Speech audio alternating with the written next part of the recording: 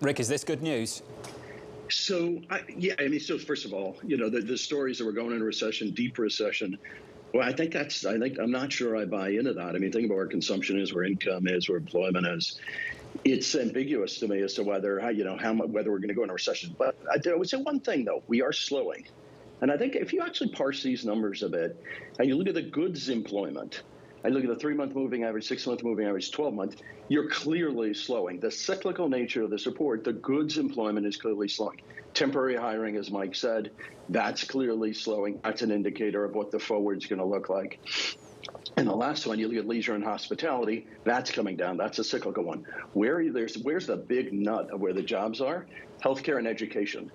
Those are not cyclical. Teachers, nurses, et cetera, they're not interest rate sensitive. They're not cyclical.